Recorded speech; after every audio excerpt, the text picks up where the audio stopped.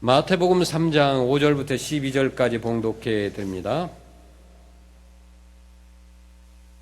그때에 예루살렘과 온 유대와 요단강 사방에서 그에게 나아오고 자기들의 죄를 잡아가고 요단강에서 그에게 세례를 받더니 요한이 많은 바리새인들과 사두개인들이 세례 베푸는 데로 오는 것을 보고 이르되 독사의 자식들아 누가 너희를 가르쳐 임박한 진노를 피하라 하더냐.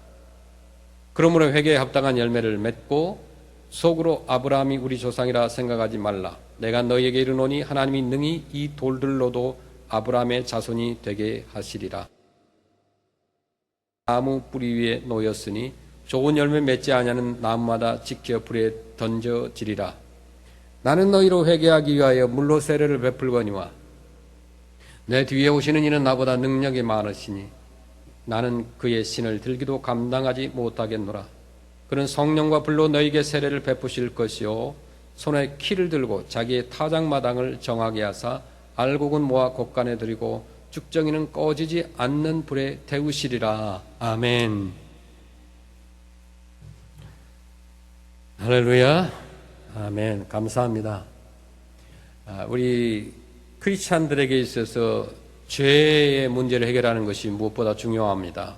죄라고 하는 것은 하나님과 나와의 관계를 깨뜨리고 그 결과는 영원한 사망에 이르게 합니다.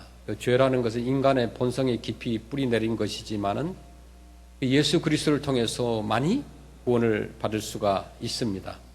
회개는 자신이 저지른 잘못을 후회하고 누이치고 그 잘못을 다시는 저지르지 않도록 노력하는 태도를 갖추며 하나님께 돌아가는 것을 뜻하는 것이 회개라는 말이에요. 구약에서 말하는 회개를 정의한다면 한마디로 뭐냐면은 죄를 떠나서 하나님께로 향하는 것이라고 할 수 있어요. 그러니까 방향이 저기 사우스 LA로 가는 내 방향을 99 프리웨이에서 다시 노스 세크라멘토로 가는 걸 바꾸는 거예요. 방향을 턴하는 거죠. 자, 예레미야 33장 18절 말씀 보시면은 내 앞에서 번제와 희생을 항상 드릴 레위 사람 제사장이 끊어지지 아니하리라. 너는 그들에게 말하라. 주 여호와의 말씀이니라. 나의 삶을 두고 맹세하노니 나는 악인이 죽는 것을 기뻐하지 아니하고 악인이 그의 길에서 돌이켜 떠나 사는 것을 기뻐하노라. 이스라엘 족속아 돌이키고 돌이키라. 너희 악한 길에서 떠나라. 어찌 죽고자 하느냐. 이스라엘아 내 하나님 여호와께로 돌아오라. 네가 불의로 말미암아 엎드려졌느니라.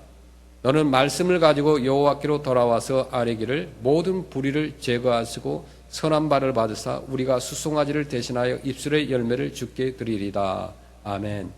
그러니까 회개라는 것은 이제 죄를 떠나서 완전히 떠나서 하나님께로 가는 것을 얘기하는 거예요. 그러니까 하나님과 반대로 갔던 나의 삶과 또 나의 모든 생각과 행동이 다시 하나님께로 돌아가는 것을 회개라고 그럽니다. 특별히 구약에서는 회개를 나타내는 단어가 대표적으로 두 개가 있습니다.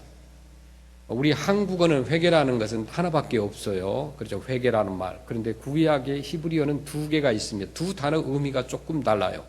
하나는 이제 모세 오경, 모세 오경에 주로 나타나는 단어가 회개라는 말은 아샴입니다. 아샴. 그것은 죄를 깨닫는다는 뜻이에요.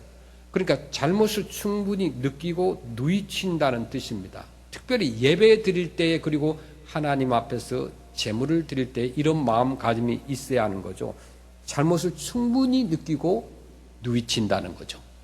자, 선지서에는 또 다른 회개라는 단어가 나오는데 휴브라는 단어가 나옵니다. 이 말은 돌이킨다는 뜻이에요. 아까 말씀드렸듯이 돌이킨다. 남쪽으로 갔던 방향을 북쪽으로 아니면 동쪽으로 갔던 나의 방향이 다시 서쪽으로 완전히 바뀌는 거죠. 어떤 상당한 도덕적 요구와 삶의 변화를 요구하는 말이 휴브라는 단어입니다. 그러니까 죄를 뉘우칠 뿐만 아니라 그 뉘우침에 합당한 새로운 삶의 개혁이 있어야 한다는 거죠. 그런 도덕적 생활을 지칭하고 있는 것이죠. 자, 특별히 신약에서는 회개라는 단어를 메타노에오라고 합니다. 이 말은 군사적 용어예요. 그러니까 지금까지 해오던 생활을 완전히 버리고 무조건 항복을 하여서 새로운 주인, 새로운 주권을 영접하는 영접하라고 하는 뜻이 들어있는 말이 메타노에오라는 말이죠. 자, 마태복음 4장 17절에 그 단어가 메타노에오라는 말이 나오죠. 이때부터 예수께서 비로소 전파에 이르시되 회개하라 천국이 가까웠느니라 하시더라. 아멘. 여기서 회개하라 천국이 가까웠느니라, 이 말은 단순히 회개 좀 해주시겠어요 이 말이 아니에요. 저기 나에게 와서 내가 포위를 당했어요. 나는 살 길이 없습니다. 그때 어떻게? 두 손을 들어 나는 항복하는 거예요. 당신들 마음대로 하세요. 그런 것과 똑같다는 거예요. 회개하라 이 말은 여기서 완전히 주께로 돌아오라, 복종하라는 얘기라는 거예요. 단순히 회개하든 말든 이런 뜻이 아니라는 거죠. 죄로부터 마음을 돌이켜서 하나님께 향하라는 정도가 아니라 적극적으로 예수 그리스도를 영접하라는 뜻입니다. 지난날의 생활과 지난날의 모든 것으로부터 관계를 끊어버리고 은혜를 영접하라는 의미를 내포하고 있는 거예요. 그러니까 진노와 율법에서가 아니라 복음 안에서 은혜와 감격 속에서 하나님 앞으로 나오라는 뜻입니다. 그러니까 복음과 은혜를 반드시 영접하라는 적극적인 의미가 들어있습니다. 이사야 1장 16절에 보니까 너희는 스스로 씻으며 스스로 깨끗하게 하여 내 목전에서 너희 악한 행실을 버리며 악행을 그치고 선을 행하며 정의를 구하며 학대받는 자를 도와주며 고아를 위하여 신원하며 과부를 위하여 변호하라, 이렇게 말씀합니다. 이 같은 회개의 과정을 9가지로 자세하게 설명하고 있죠. 뭐라고 그랬어요? 너희는 스스로 씻으라고 그랬어요. 깨끗게 하고 목전에서 너희 행악을 버리고 악행을 그치고 선행을 행하고 공의를 구하고 학대받는 자를 도와주고 고아를 위하여 신원하고 과부를 위하여 변호하라고 했습니다. 자, 이 말씀을 더 구체적으로 살펴보겠습니다. 첫째, 스스로 씻으라고 그랬어요. 이것은 뭐냐면 깊은 누이침이 있어야 된다. 그리고 두 번째, 스스로 깨끗하게 하라고 그랬어요. 깨끗하게 하라는 말, 옛날 일로부터 벗어나야 된다는 거예요. 예수 안 믿었을 때 잘못된 습관과 행동과 나쁜 것들로부터 벗어나야 된다는 거예요. 그 다음에 내 목전에서 악을 버리라고 그랬어요. 이 말은 악을 버리고 악행을 중단해야 된다는 거예요. 다 하나님께서 보고 계신다는 거죠. 그 다음에 선행을 배우라고 합니다. 악에서 떠나려고 할 때 단순히 악을 떠나려는 노력만 가지고는 되지 않습니다. 어떻게 하라고요? 선을 배워야 된다고 그랬어요. 악도 없고 선도 없는 그런 진공 상태라는 건 지구촌에 있을 수가 없습니다. 선을 배우지 아니하고는 악을 떠날 수가 없어요. 악을 버리려고 하면 어떻게 해야 돼요? 선을 배우고 익혀야 합니다. 공의를 구해야 됩니다. 단순히 악에서 떠나겠다고만 하는 소극적인 회개는 참된 회개가 아니라는 거죠. 적극적인 회개는 선을 배우는 데 있습니다. 공의를 행하며 학대받는 자들을 도와줍니다. 자, 에베소서 4장 28절의 말씀 보겠습니다. 도둑질하는 자는 다시 도둑질하지 말고, 이게 회개예요. 그러니까 도둑질을 했던 사람은 도둑질을 하지 않는 거예요. 돌이켜 자기 손으로 수고하여 선한 일을 하라. 그런데 도둑질을 했던 사람이 도둑질을 안 하는 것에 멈추지 아니하고 어떻게 해요? 자기 손으로 수고하여 선한 일을 하라. 자기 손으로 일하여서 돈을 벌라는 거예요. 이는 없는 자에게 구제할 것이 있게 하려 함이라. 더 적극적으로 회개는 도둑질한 사람이 도둑을 멈추는 것이 아니라 내가 손과 발을 내 지혜를 이용하여서 비즈니스를 하여서 일을 하여서 돈을 벌어라는 거예요. 왜? 없는 사람에게 구제할 수 있는 기회를 하나님이 주신다는 거죠. 그 진정한 회개라는 거예요. 내 향락을 위해서가 아니에요. 내가 먹기 위해서가 아닙니다. 남을 구제하기 위해서 하는 거예요. 우리 크리스찬들의 비즈니스 마인드가 그렇게 된 거예요. Focus to all glory to the Lord. 그러니까는 우리의 비즈니스든 삶이든 직장이든 모든 것이 뭐냐? 하나님의 영광을 위해서. 주님은 우리에게 뭘 원하시느냐? 내가 잘 먹기 위해서 내 직장 생활하고 비즈니스 하는 것이 아니라 남을 구제하기 위함이라는 거예요. 그래서 더 열심히 벌라는 거예요. 열심히 일하라는 거예요. 그래야만 되는 거예요. 내가 부족하면요, 내가 없으면 도둑질하기 쉽습니다.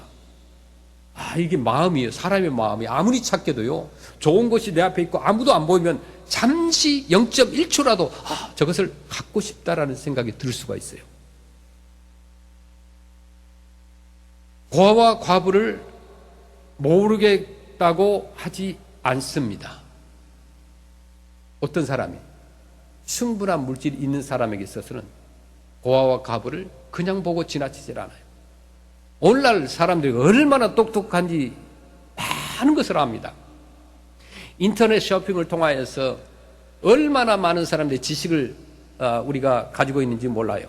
그런데 무엇이 진짜인지 가짜인지 모를 만큼 가짜가 진짜인 것처럼 이렇게 둔갑해도 오늘날 사람이 구별할 능력이 없어요. 지식은 많지만은 분별력이 없다는 거예요. 여러분, 하나님의 은혜로, 하나님의 말씀으로 세상을 분별하는 능력이 있기를 소원합니다. 이 세상에 지식이 많고 뭐 아무리 많은 것을 배웠고 돈이 많아도요, 무지해요. 우리가 상식적으로 생각해서 도저히 말도 안 되는 일을 그 사람은 옳다고 그럽니다. 오늘날 정의가 없어요. 뉘우치기도 잘하고, 오늘날 얼마나 뉘우치는 거 잘해요. 절망도 잘하고. 그런데 뭐가 없어요? 열매가 없습니다.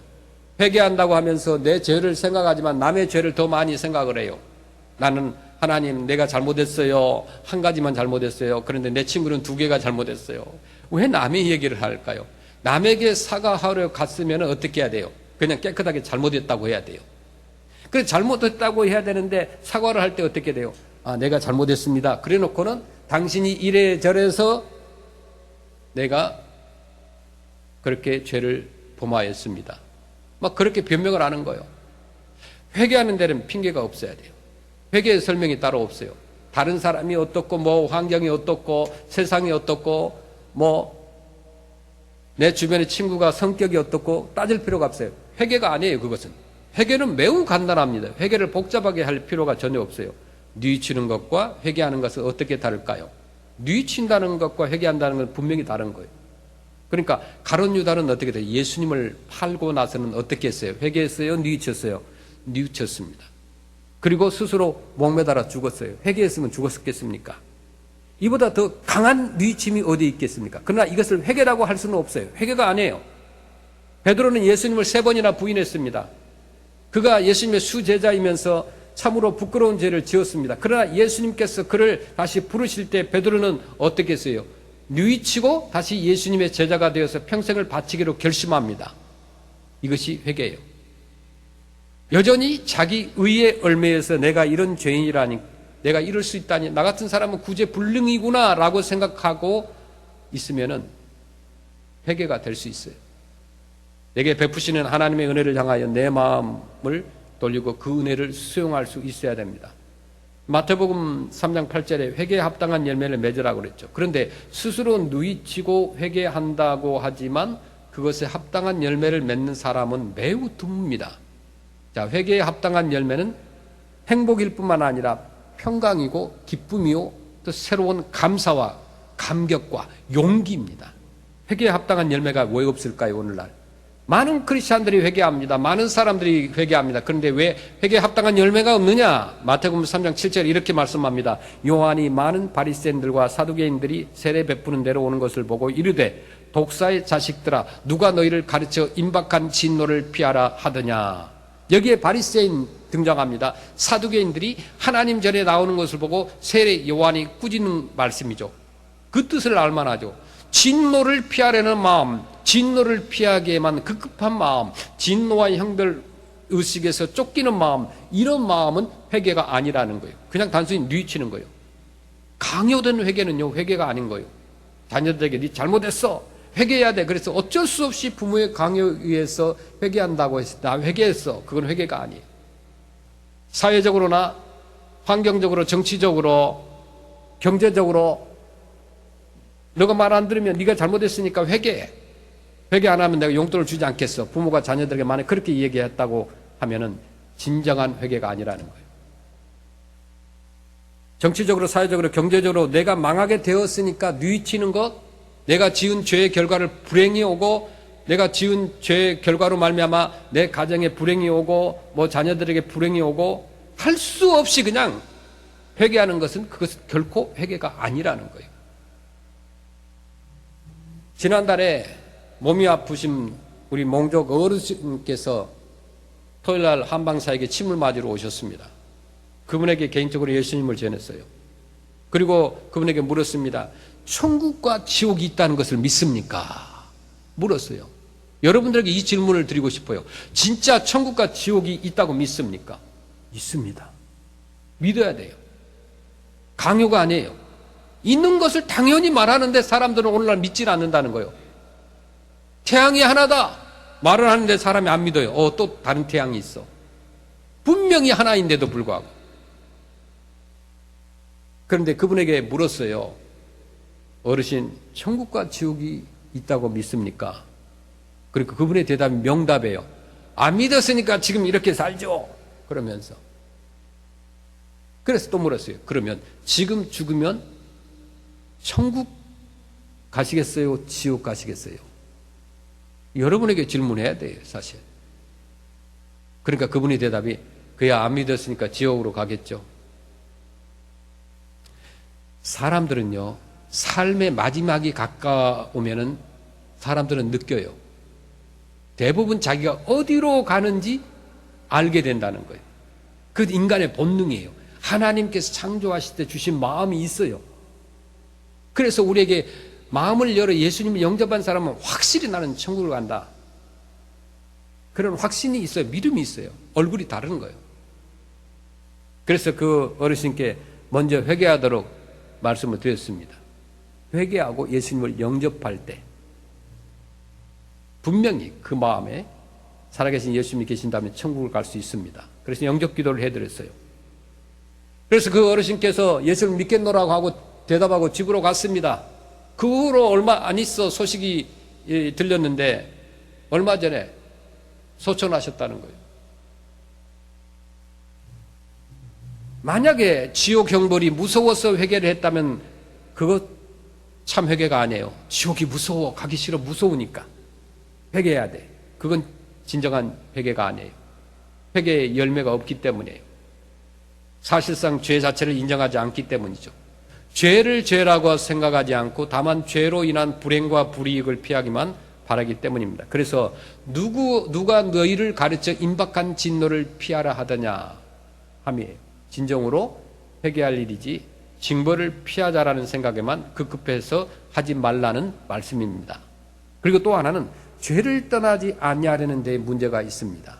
죄가 잘못되었으면 죄스러운 생활도 잘못된 거예요. 그런데 뉘우치면서 죄스러운 생활을 잘 개혁하려고 하지 않습니다. 타성에 젖어서 그대로 머물려고 하는 거예요. 죄를 떠나려면 어떻게 돼요? 죄 자체를 미워해야 돼요. 아주 미워해야 돼요. 세상에서 가장 미워해야 돼요. 저주스럽고 더럽게 여겨야 돼요. 그런데 죄스러운 생활에 여전히 매력을 느끼는 사람들이 있습니다. 지난번에 어떤 사람이 예수님을 잘 믿은 사람이에요. 우리 몽 형제님이 그런 얘기를 해요. 오랜만에 처음으로 만났으니까 인사를 나누면서 반갑다 그러고 이렇게 크리스찬이니까 서로 얘기를 나눴어요. 자기가 밥을 사겠다는 거예요. 꼭 프랑스로 있는 사람이 밥을 사겠다면 어디로 초청을 해요? 저 마운틴. 그래서 나는 거기 안 간다고 그랬어요. 거기까지 가는 기름값이 아깝다. 꼭 거기 가서 갬블링 하는 데 가서 부페를 사주겠다는 거예요. 왜 굳이 거기까지 가느냐 이거예요. 목사를 시험하는 건가? 이 사단아 물러가라. 그렇게 하고 싶었는데. 그분은 거기가 일상이고 좋은 VIP 손님이 자기 집에 오거나 친구가 오면 그쪽으로 초청을 하니까 저를 귀하게 여긴 것만은 고마운데 초청하는 장소가 아니다 이거예요. 그분은 예수를 믿으면서도 그것을 좋아합니다. 이 사람의 회개는 참 회개가 아니에요. 회개에 합당한 열매가 있어야 되는데 그것이 어떤 열매냐? 옛날에 갔었다면 끊는 거예요. 가지 않는 거예요. 자기 성찰에 진실이 없어요. 자기를 당당히 대면해야 합니다. 정면으로 대면해야 돼요. 어느 분이 저에게 그런 말씀하셨어요. 목사님, 저는 요즘 거울을 보기 싫어요. 금요일에 푸드 디스피션에 나오는 권사님이 거울을 보기 싫어요. 화장실에 가면 거울이 있는데 거울이 있는 화장실이 싫어요. 이해가 돼요. 점점점 연세가 들어가면서 얼굴에 주름살이 생기지. 또 이거 봉사로 왔는데 더운 날씨니까 땀 흘리지. 내 얼굴이 보면은 옛날에 그렇게 예뻤던 그런 모습이 아니라는 거예요. 주름살이 자꾸 늘어나는 것이 보기 싫다는 거예요. 여러분, 주름살이 늘고 있다고 생각합니까?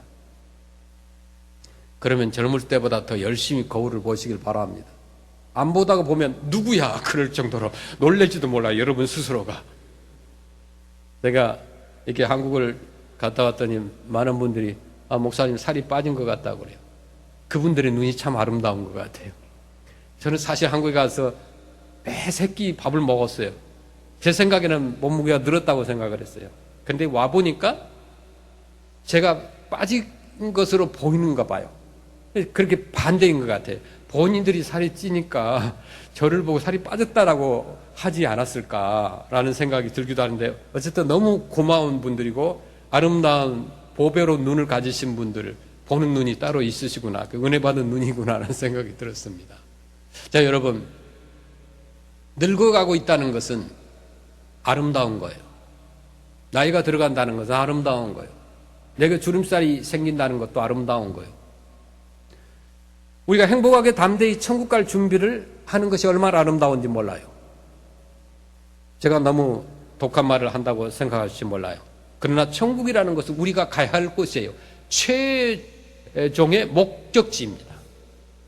여러분, 늙는다는 것을 두려워하지 마시길 바랍니다. 왜냐하면 우리 천국을 기대해야 돼요. 세월이 지나가요. 오랜만에 안 만났던 사람, 1년 전에 만났던 사람 오랜만에 만나도 서로 보니까 서로 달라요. 나이 들어가는데 어떻게 해요? 그거 막을 수 있나요? 세월을 막을 수 있나요? 없습니다. 우리 안에 육신의 나이가 들어간다 할지라도 우리의 영적으로 더 성실해지고 열매가 맺는 그런 삶이 우리에게 있는 것이 더 중요하다는 거죠. 어떤 사람 몸이 약해지는 것을 느끼면서 병도 짐작할 수 있다고 그래요. 그래서 어떤 분은 몸이 아프면 병원에 가기 싫어합니다. 병원에 가야 돼요. 우리가 사실에 직면해야 돼요. 병원도 의사도 약도 다 하나님께서 우리를 위해서 주신 줄로 믿습니다. 아멘. 그래서 너무 교만하면 안 되는 거예요. 어느 닥터가 아파서 병원에 입원했는데 너무 안타까워요. 그분은 병원에 신방을 하고 그런 말씀을 했어요. 다시는 진료는 의사에게 받으시고 약은 약사에게 문의하십시오. 그렇게 했습니다. 다시는 본인 알아서 스스로 하시면 곤란합니다. 말씀드렸어요. 물론 그것이 그분이 의사가 약사가 우리의 모든 최선의 방법인 것은 아닙니다. 그분들이 고칠 수 없는 질병은 아직도 고칠 수 있는 병보다도 훨씬 많다는 거예요. 고칠 수 없는 것이 오늘날 세상에 너무나 많습니다. 우리의 몸과 마음을 아시는 유일한 분이 누구냐? 예수 그리스도라는 것입니다. 그분밖에 몰라요. 우리의 삶과 모든 것을. 많은 분들이 질문합니다. 어떻게 되셨어요? 한국 가서 건강검진하는 게 어떻게 되셨어요? 저는 딱 한마디로 대답을 해드릴 수 있는 것은 올해도 살려주셨다. 그러면 내년에는 내일 일은 아무도 모른다는 거예요. 내 몸에 작은 가시가 있다는 것, 그것도 오히려 감사합니다. 왜 그것이 없으면 기도하지 않아요? 아무거나 먹고 마시고 막 그럴 거 아니에요. 조심하게 되는 거예요. 신학자이면서 설교가였던, 그 다음에 주석가였던 폴 틸리라는 분이 계십니다. 그분 이런 얘기를 했어요. Courage to be. Courage to be. 이것이 필요하다고 그랬어요. 뭐냐면 존재의 용기라는 말이죠. Courage to be. 존재의 용기가 필요하다. 그것은 무슨 말이냐면 사실을 사실대로 인정하는 거예요. 변명이 없다는 거예요. 내가 아프면 아프다고 솔직히 얘기를 해야 돼. 그것을 인정 안 하는 사람들이 너무 많다는 거예요. 부끄러워할 필요 없어요. 숨길 필요 없어요. 제가 아는 후배 목사님은 너무너무 몸이 아팠어요. 그런데 성도들에게 그 말을 못해요. 말하면 성도들이 실망할까 봐서 그런다는 거예요. 자기가 기도해주고 그분들을 위해서 눈물 흘리면서 전도화해서 키웠던 사람들인데 목사님이 아프면 성도들이 실망할 거라는 거예요. 그런데 정반대입니다. 숨기고 있다가 나중에 죽을 때쯤 되면 알면 얼마나 성도들이 실망하겠어요. 모든 것을 내어놓고 모든 것을 나누면서 서로 기도하기를 원하는데 숨기는 거예요. 그래서 제가 예전에도 말씀드렸지만 우리 성도들에게 something, somewhere 그렇게 얘기하지 말라 그랬어요. someday. 그러니까 정확한 이 서브젝트가 없어. 정확한 주제를 가지고 얘기를 해야 되는데 어디 가셨어요? 뭐 어디 갔어요? 뭘 먹었어요? 그냥 뭐 먹었어요? 아니 내게 다 고백하라는 얘기가 아니에요. 이야기를 하는데 주고받아야 되는 것이 있어요. 나 오늘 짜장면을 먹었어요. 교회에서. 너무 맛있었어요. 그런데 그 다음에 얘기가 대화가 안 되는 거예요. 그 얘기를 이어서 나가야 되는데 그냥 나는 뭐 먹었어요. 뭘 먹었다는 거예요. 뻔한 건데. 그런 게 정말 답답할 때가 있어요. 사람들이. 왜냐하면 자기를 열지 않고 고백하지 않는 사람은, 숨기는 사람들은 그분들에게는 손해라는 거예요. 왜냐하면 목회자와 얘기할 때 얼마나 죄가 많으면 숨기겠어요. 얘기를 안 하려고 그래요. 답답한 사람들이 있어요. 근데 오히려 한국 사람들보다 우리 몽 성도님이나 캄보디아 성도님이 솔직해요. 목회자하고 얘기할 때 그냥 정확히 얘기해요. 몇 날 며칠 무엇을 했다.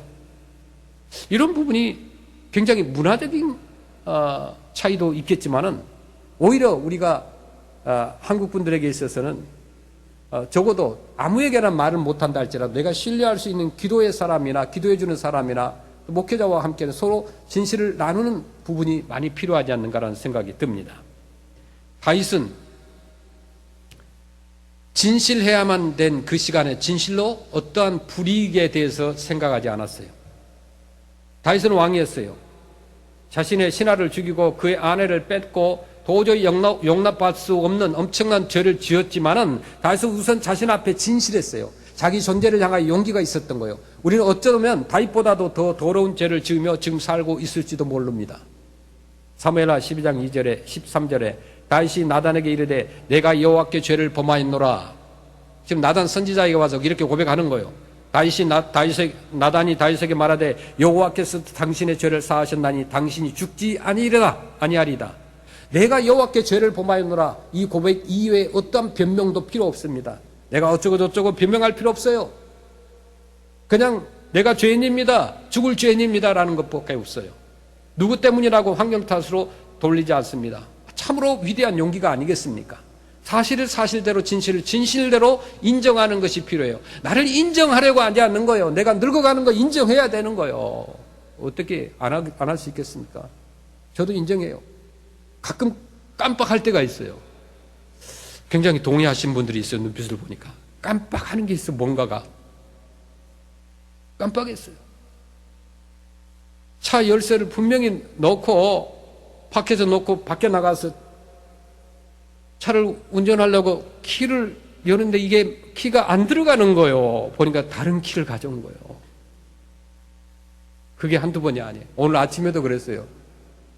픽업 가는데 나는 열심히 그 차 키가 내 것인 줄 알고 밖에서 넣고 나가서 차 문을 열려고 하는데 열리지 않는 거예요. 나는 분명히 바꿔놨어. 그런데 바꾼 게 아니었다. 이게 고백이 필요해요. 내 자신에 대한 진실된 고백의 용기가 필요합니다. 그래야 속 마음도 썩질 않아요. 스트레스를 해소하는 방법이 많이 있더라고요. 저는 이번에 가장 좋았던 부분이 있었는데 여러 사람을 만나기도 하고 교회 가서 BBS를 하고 뭐 여러 사역도 했었지만은 가장 저에게 개인적으로 좋았던 것은 교보문고를 갔던 이야기입니다. 교보문고에 가서 보니까 오랜만에 그 큰 세계에서 단일 매장으로 지하에 있는 매장으로 제일 큰 책방이죠. 거기에 갔는데 수많은 책들이 있어요. 욕심이 생기는 거예요. 저 책들 다 가져가고 싶다, 미국으로. 다 가져갈 수도 없고 다 읽을 수도 없죠. 그 가운데 이제 노벨 문학상 이번에 한국인이 받았잖아요. 저는 굉장히 자랑스럽다고 생각해요. 그 책 내용이 어쩌다 저쩌다 떠나서 그냥 문학적으로 봐야 돼요. 그냥 문학적으로 보면 되는 거예요. 그것을 뭐 신앙적으로 기독교적으로 막 이렇게 다 쪼개가지고 보는 사람도 이상해. 그런 사람은 태양을 아주 쪼개서 보는 사람이에요. 왜 가시광선이 있는가, 왜 뜨겁냐, 차갑냐, 이런 사람, 불만 있는 사람이에요. 노벨 문학상이라는 것은 세계에서 유일하게 한 사람에게 주는 상이잖아요. 그 해에 가장 많은 그 가운데서 좋은 책, 사람들이 좋아하는 책, 그 다음에 베스트셀러, 뭐 그런 책을 썼던 사람에게 주는 건데 우리 한국인으로서 굉장히 자랑스러운 것이죠. 가서 가장 메인 책이 있는 곳에 한강이라는 분의 작품, 책들을 쫙 읽었습니다. 이번에 올 때 선물을 받았는데 정말 값진 선물을 받았어요. 그것은 그 노벨 문학상 받았던 그분의 한강이라는 분이 많은 소설과 시집을 냈어요. 그 작품을 한 10권 정도를 책을 선물을 받았어요. 그 책을 선물한 분이 굉장히 책을 많이 읽고 본인도 책을 쓸 수 있을 만큼의 쓰고 계시기도 하시는 분인데 책을 선물을 해 주셨어요. 물론 가져올 때 무겁기는 했지만은 그 책을 가져올 때 굉장히 마음이 뿌듯했어요. 그래서 비행기 안에서 책을 2권을 읽었어요. 단 때 갔으면 뭐 졸리고 그럴 텐데 시간이 금방 가더라고요. 그래서 오랜만에 기독교 서적이 아닌 일반 서적 노벨 문학상 작품의 책을 읽어봤을 때 그 속에서 진짜 글이라는 품격을 알게 되었어요. 그 안에 예수 그리스도가 나타나고 그런 거 없어요. 물론 그 작가가 어렸을 때 교회에 갔었던 그 일들이 기록이 되어 있지만은 그분이 크리스찬인지 아닌지 그 질문을 떠나서 진짜 작품을 작품으로 보는 것이 필요하죠. 누가 그림을 그렸으면, 멋있는 그림을 그렸으면 이 사람이 크리스찬이냐 아니냐 이걸 먼저 따진 사람이 있어요. 우리가 뷔페에 갔을 때, 식당에 갔을 때 이 음식을 만든 사람이 크리스찬이냐 아니냐 따집니까? 그런 사람들, 정말 불편한 사람들, 따질 필요가 없어요. 그것을 내가 소화시킬 때에, 그리고 소화를 시켜서 내가 그것을 나눌 때에 진실로 예수 그리스도의 향기를 가지고 나누는 거가 필요하죠. 내가 진실을 되찾을 때까지는 용기 있게 산다고 말할 수가 없어요. 탈무드에는 이런 말이 있습니다. 자기 잘못을 인정하는 것처럼 자기 마음을 가볍게 하는 것은 없다라고 했어요. 자기만 옳다고 고집하는 것처럼 마음을 어둡게 하는 것은 없다라고 했습니다. 맞는 말 아니겠습니까? 잘못을 인정하는 것처럼 자기 마음을 가볍게 하는 것은 없다. 자기만 옳다고 고집하는 것처럼 마음을 어둡게 하는 것은 없다라고 했습니다. 여러분 어렸을 때 잘못 해본 적 있으십니까? 부모님한테 거짓말 해본 적 있으세요? 다 없다고 하실 거예요. 잊어버렸으니까. 저는 하나로 고백하면 거짓말 한 적이 있습니다. 솔직히 고백하면 초등학교 때일 것 같아요. 한 가지 고백하는 것. 지금 우리 어머님한테도 고백을 못했는데 학교에서 뭐 한다고 돈을 각 사람에게 가져오라고 그랬어요. 그런데 제가 부풀려가지고 어머님한테 얘기한 것 같아요. 그 나머지 금액은 어떻게 했어요? 학교 앞에 가게에 가서 찐빵을 사 먹었어요. 찐빵을. 얼마나 먹고 싶었는지. 그래서 찐빵에 대한 트라우마가 있고 갈 때마다 그거 너무 먹고 싶어가지고 이번에도 너무 그냥 그것만 많이 먹고 왔습니다. 어렸을 때 배고팠을 때의 그 추억이 생각나가지고.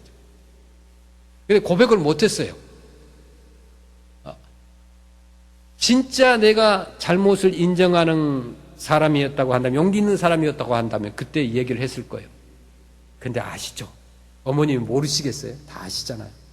옆집에 누구도 다 똑같은 돈을 가지고 갔는데 저만 더 달라고 했을 때 그것을 뻔히 아는 거죠. 그렇지만 어머님은 한 번도 그것이 너의 잘못이다라고 꾸짖지 않으셨어요. 이미 알고 계셨어요. 자, 여러분, 부끄러움도 불이익도 상관하지 말고 모든 것은 내 잘못입니다라고 한번 여러분이 고백해 보시길 바랍니다. 진짜 비로소 홀홀 날아오르듯이 마음이 가뿐해지는 것을 느낄 수가 있어요. 혹시 마음이 무겁고 몸도 약하고 일도 손에 안 잡히고 정말 무거운 납덩어리를 달고 사는 것처럼 무겁게 살아가고 있지 않습니까? 그것은 내 자신을 정면으로 대하는 진실이 결여되어 있기 때문이라는 거죠. 모든 책임을 내 자신에게 찾아봐야 됩니다. 마태복음 3장 9절에서는 속으로 아브라함이 우리 조상이라고 생각하지 말라라고 말씀합니다. 선민은 육체적으로 혈통적으로 이루어지는 것이 아니에요. 내면적 선민이 선민이라는 거죠. 아브라함은 진실했고 아브라함은 믿음으로 살았습니다. 아브라함의 회개와 아브라함의 믿음대로 따르지 않고는 아브라함의 후손이 될 수 없다는 거죠. 죄의 원인을 바로 규명해야 합니다. 이것이 중요합니다. 원인적인 치유가 중요합니다. 도대체 죄의 원인이 어디에 있는지를 찾아야 되는 거예요. 교만과 불신앙의 그 원인이 있다는 것을 우리는 잊지 말아야 됩니다. 로마서 1장 28절 9절 보면은 또한 그들이 마음에 하나님 두기를 싫어하며 하나님께서 그들을 그 상실한 마음대로 내버려 두사 합당하지 못한 일을 하게 하셨으니 곧 모든 불의, 추악, 탐욕, 악의가 가득한 자요. 시기, 살인, 분쟁, 시기, 악독이 가득한 자요. 수근수근하는 자요. 마음에 하나님 두기를 싫어하기 때문에 불신앙에 이른다는 거예요. 하나님을 인정하지 않는 것이 원인이라는 거죠. 죄의 원인은 뭐예요? 하나님을 인정하지 않는 것에부터 났다는 거예요. 그래서 하나님께서 내버리시는 거예요. 상실한 마음으로 회개하는 것은 그냥 마음이 상실해. 너무 답답해. 그냥 기브업 하자. 이렇게 되는 것뿐이에요. 내버려 둠으로써 그 같은 결과가 오는 거예요. 원인을 분명히 아시길 바랍니다. 그러므로 이제 우리가 회개할 수 있는 길은 뭐냐? 다시 하나님께로 향하는 거예요. 하나님 앞에 진실로 돌아가야 됩니다. 진실되게 돌아가야 돼요. 오직 은혜로만 회개는 가능한 거죠. 오직 은혜로만 회개의 열매도 가능한 거예요. 내가 회개하겠다고 해서 회개가 되는 것이 아니라 하나님의 은혜가 되어졌을 때 우리가 회개가 진정으로 된다는 거죠. 예수를 믿지 않는 분들을 회개하라고 하면 죽기 직전에 회개하고 예수 믿겠다고 하는 사람들이 있어요. 자기 미래를 아는 사람은 아무도 없다는 거죠. 태어나는 것도 죽는 것도 다 하나님의 계획 아래에 있습니다.